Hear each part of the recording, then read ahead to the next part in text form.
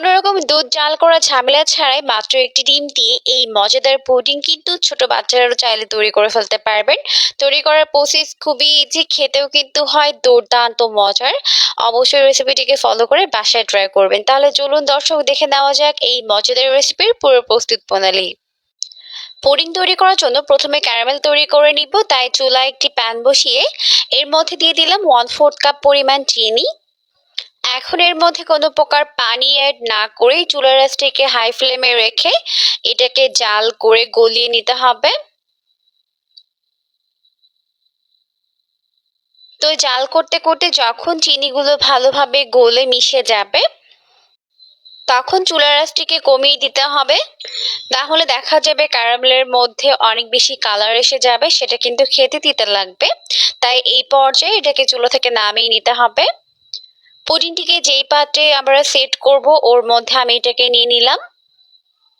আপনারা এখানে অন্য যে কোনো পাত্র ব্যবহার করতে পারবেন। এরপর সম্পূর্ণ মিশ্রণটিকে ঢেলে দেওয়ার পর এটাকে একটি সাইডে রেখে দিচ্ছি। এখন আমি এখানে একটি বোল নিয়েছি আর এই বোলের মধ্যে নিয়ে নিচ্ছি 1/2 কাপ পরিমাণ গুঁড়া দুধ। 1/2 কাপ দুধের মধ্যে আমি দিয়ে দিব 1.5 কাপ পরিমাণ গরম পানি। আমি এখানে কুসুম গরম পানি ব্যবহার করেছি। এখন হ্যান্ড উইক্সের সাহায্যে খুব ভালো করে এগুলোকে মিশিয়ে নিতে হবে। আর এই কাজটি খুবই দ্রুত করতে হবে যাতে করে এর মধ্যে কোনো লাম্পস ক্রিয়েট না হয়। এখানে কিন্তু খুব বেশি গরম পানি দেওয়া যাবে না, তাহলে কিন্তু দলা পেকে যেতে পারে মিশ্রণটি। তাই কুসুম গরম পানি এখানে দিতে হবে। এখন এটাকে একটি সাইডে রেখে দিব পুরোপুরি ঠান্ডা হওয়ার জন্য। এরপর এখানে একটি বোল নিয়ে নিলাম। এখন এর মধ্যে একটি ডিম ভেঙে নিলাম।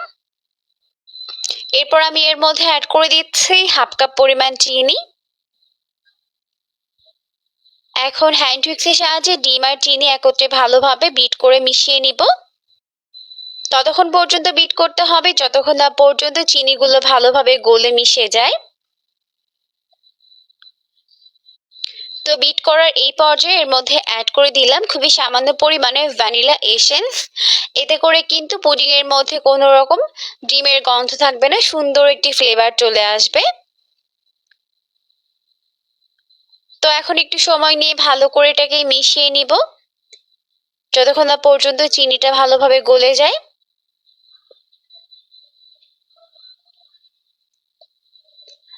তো বিট করতে করতে এই পর্যায়ে চিনি কিন্তু খুব ভালোভাবে গলে মিশে গেছে। এখন আমি এর মধ্যে অ্যাড করে দিব দুধ। আমি যে গুঁড়ো দুধটিকে গুলে রেখেছিলাম ওটাকে এখন দিয়ে দিচ্ছি। এখানে 1.5 কাপ পরিমাণ দুধ আমি অ্যাড করে দিলাম। তবে যাদের পুডিং ঠিক হয় না, অনেক সময় দেখা যায় ভেঙে যায়, তারা কিন্তু চাইলে এখানে 2টা ডিম কিংবা 3টে ডিমও অ্যাড করতে পারবেন। এতে করে যারা নতুন নতুন পুডিং তৈরি করছেন তারা কিন্তু একদম পারফেক্ট ভাবে পুডিংটিকে তৈরি করে নিতে পারবেন। তো এখন এই মিশ্রণটিকে ভালো করে মিশিয়ে নিলাম।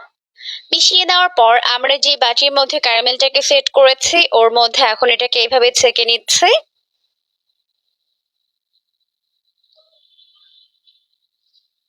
তো সম্পূর্ণ মিশ্রণটিকে ছেঁকে নেওয়ার পর এখন আমরা এটাকে স্টিম করে নিব। এখন এই বাটির ঢাকনাটিকে আমি দিয়ে দিচ্ছি। আপনারা কিন্তু চাইলে পুডিং বাটিও এখানে ব্যবহার করতে পারবেন। এখন পুডিংটিকে বেক করার জন্য চুলায় একটি প্যানের মধ্যে পানি দিয়ে দিয়েছে। এরপর একটি টিস্যু দিয়ে দিলাম, চাইলে কিন্তু একটি কাপড় দিতে পারবেন, সুতি কাপড়। টিস্যু দেওয়ার ফলে কিন্তু এই বাটিটা নড়বে না, একদম পারফেক্ট ভাবে এটা স্টিম হয়ে যাবে। এখন ঢাকনা লাগিয়ে দিলাম। ঢাকনার ছিদ্রটিকে কাগজ দিয়ে বন্ধ করে ঘড়ি ধরে 25 মিনিট বেক করে নিব চুলার আঁচটিকে হাই ফ্লেমে রেখে। এর থেকে বেশি সময় কিন্তু এটাকে স্টিম করার কোনো প্রয়োজন নেই।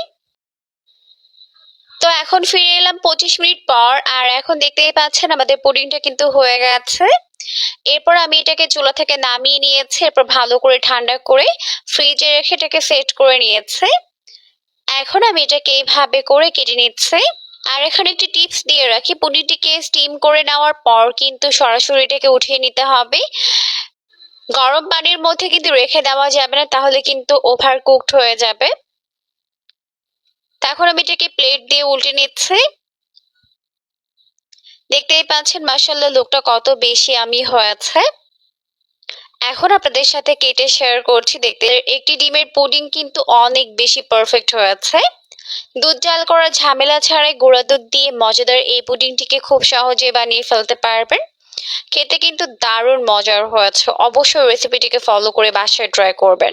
যারা আমার মতো মিষ্টি খেতে পছন্দ করেন তারা কিন্তু এই রেসিপিটিকে একদম মিস করবেন না। সহজে আর ঝটপট এরকমই একটি মিষ্টি ডেজার্ট কিন্তু তৈরি করে নেওয়া যায়। আশা করছি রেসিপিটি ভালো লেগেছে। ভালো লাগলে অবশ্যই বাসায় ট্রাই করবেন। পরবর্তী ভিডিও দেখার আমন্ত্রণ জানিয়ে আজকের মতো এখানেই বিদায় নিচ্ছি। আর হ্যাঁ, এরকমই আরো নতুন রেসিপি পেতে অবশ্যই পেজটিকে ফলো দিয়ে রাখবেন। আজকের মতো তাহলে বিদায় নিচ্ছি। সবাই অনেক বেশি ভালো থাকবেন। আল্লাহ হাফিজ।